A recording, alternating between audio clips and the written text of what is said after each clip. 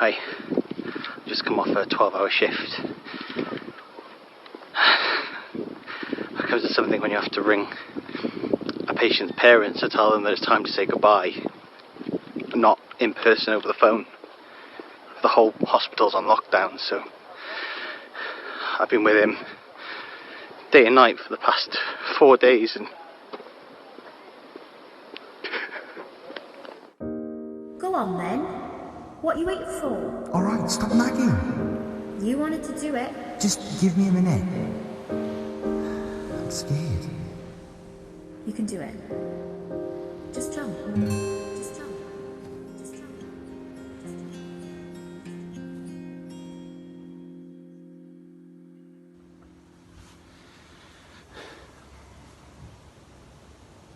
Hi. For those of you who don't know me, I'm Dr. Tom Evans. I'm currently working on an ICU ward.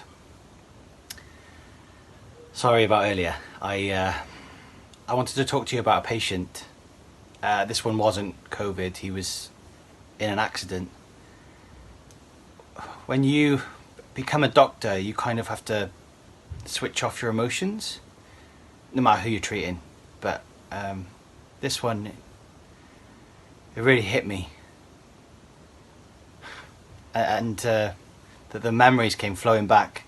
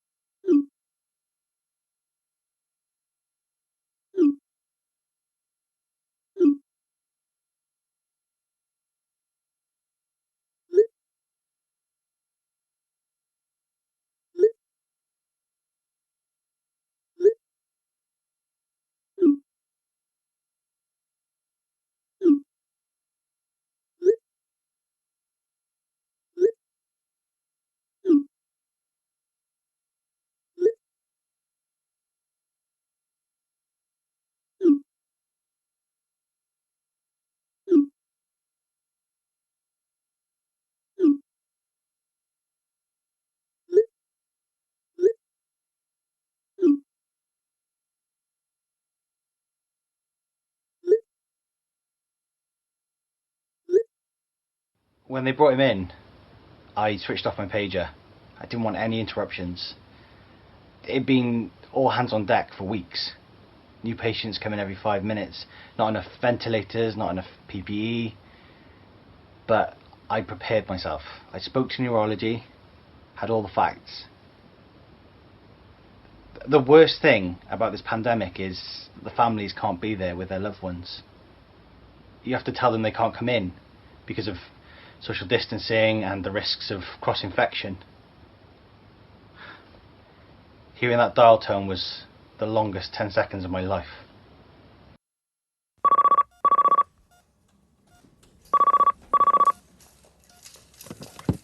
Hello, is that Mr. Peters? Yes, it's Tom, Dr. Tom Evans. I'm calling to let you know that unfortunately your son has been involved in an accident on the dockside.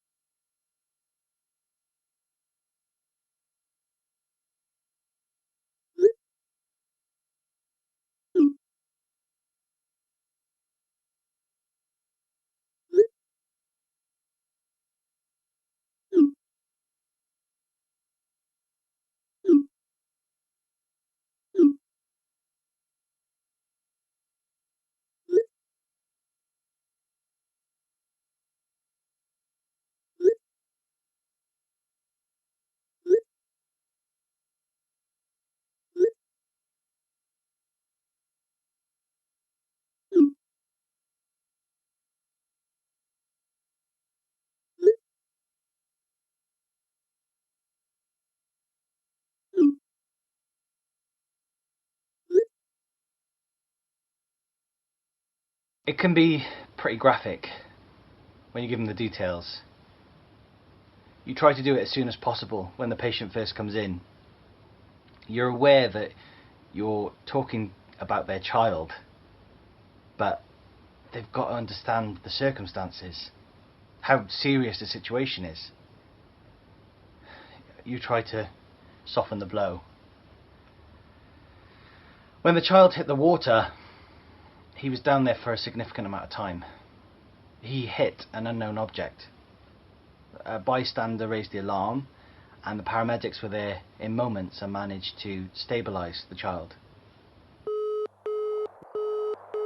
999, what's your emergency? Hi, yeah, there's two kids, they've like fallen in the water. Okay, what's your location? We're just down by the marina. Oh, one of them's not moving. Please stay calm. Is anyone else there? Yeah, somebody's just jumped in to try and get him. Okay, who am I speaking with? My name's Beth. Okay, Beth, stay on the line with me. Can you tell me what's happening now? Yeah, they're coming out, there's like two guys bringing them up. Okay, are they awake? No, I don't think so. There's an ambulance on the way, Beth. They won't be long. Have they brought them up? Yeah, it looks like they're trying to do mouth to mouth, and one of the kids' faces is like all swollen. Come on then. What are you waiting for? Alright, stop nagging. You wanted to do it. Just give me a minute. I'm scared. You can do it. Just jump. Just jump. Just jump. My sister used to practice a guitar all the time. It used to drive me mad, especially when I had homework. I remember before the accident, I nagged her to show me where to jump, and she agreed to help as long as I didn't tell Mum about her gigging. I remember it like it was yesterday. Looking out at the water, calm, glistening, enticing really. It was boiling. Water must have been warmer than 10 degrees. I was trying desperately to see if there was anything under the surface that might be a problem. Corey had told me of the time his feet hit the wall. I didn't fancy that. The marina was deserted apart from my sister. Really strange. I had an awful feeling in the pit of my stomach. But I ignored it as nerves. And I jumped. See, the marina's so busy. There's ships from all over the world dock there. What I didn't realise is it's open water. Tidal. There's a current and it can change quickly. And it just took me. I was digging in water and it was freezing cold. Falling for what felt like ages. I could barely open my eyes. It was this pinhole of light. I couldn't breathe. Couldn't feel my toes. Couldn't feel anything. I could see the surface, but I couldn't reach. It was getting further and further away, but I kept trying until I couldn't. All my energy was gone, and I was falling. Something came crashing down, and then there was an arm from my chest pulling it back to the surface. It was Kate. She somehow pushed me back up, and there were people there waiting to pull me out.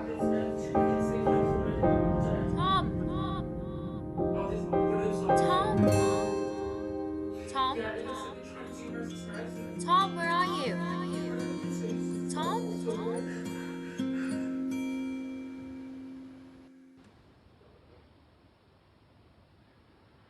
Once I got fished out of the water, they tried to find my sister. They got her out, but the damage had been done. We spent the next month or so back and forth to the hospital. And I suppose I saw how incredible the doctors were in trying to save my sister, and it inspired me. Especially at the minute when I see parents not being allowed to stay with their children. Doctors and nurses working together, working as hard as we can to help our patients. I knew exactly what they were going through.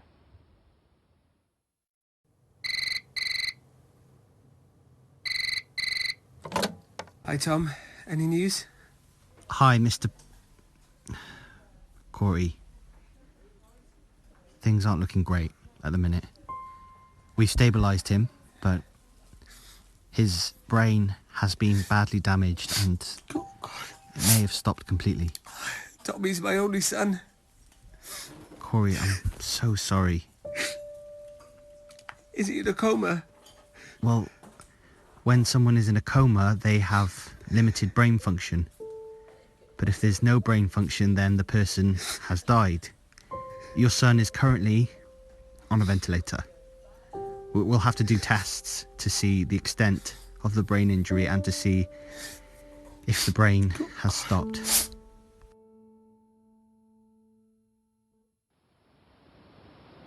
I haven't spoken to Corey since the day I jumped in.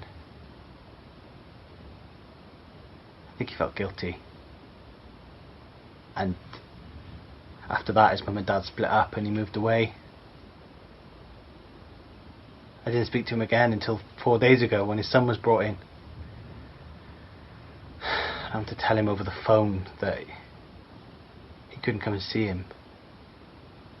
It brought all those memories back. Of that day, of my sister. Thinking you're in the clear. That initial rush of adrenaline. She saved you, and then looking back and she's not there.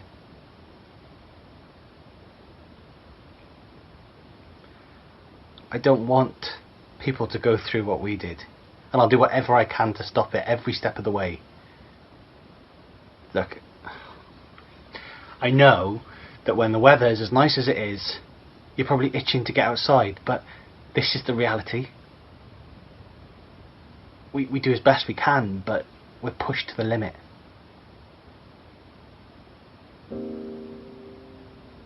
Kaylee died in my mother's arms a few weeks after I jumped.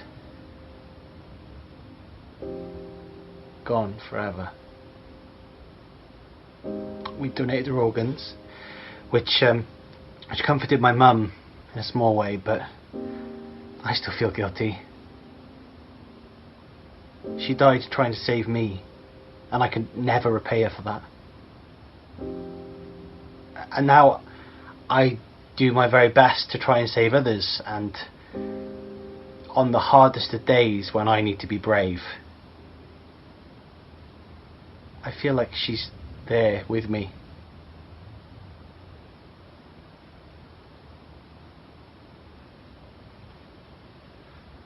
I had to switch off Corey's son's ventilator this morning. Corey wasn't allowed to be there. It was just me.